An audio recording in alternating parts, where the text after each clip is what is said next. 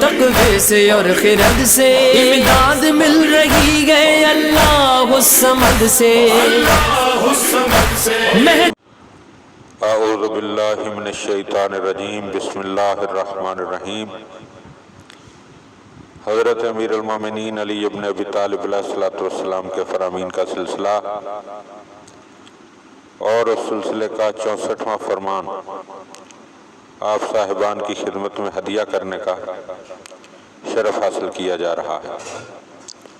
وقال علیہ السلام، آپ علیہ السلام نے ارشاد فرمایا، اہل الدنیا کا رکبن یسارو بہم۔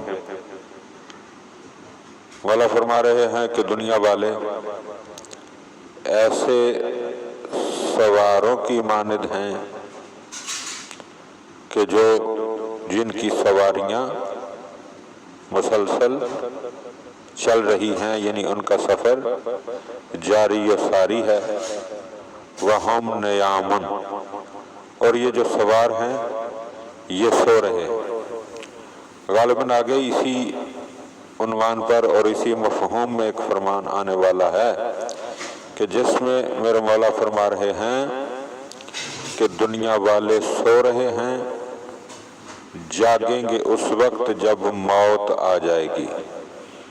تو ہم یوں کہہ سکتے ہیں کہ دنیا والے زندگی کی سواری پر سوار ہیں اور زندگی کی سواری مسلسل چلتی جا رہی ہے، اور دنیا والوں کو احساس ہی نہیں ہے کہ کتنا سفر کٹ چکا ہے اور کتنا سفر باقی ہے۔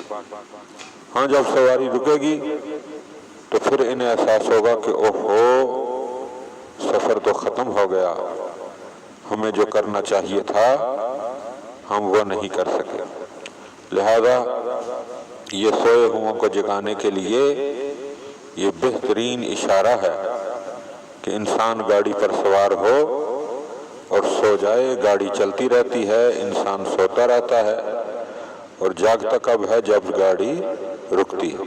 تو خداوند عالم ہمیں ان غفلتوں سے بچنے کی توفیق عطا فرمائے اور وقت پر جاگ کر اپنے لیے اس دنیا سے اس دنیا کے لیے سامان اکٹھا کرنے کی توفیق عطا فرمائے۔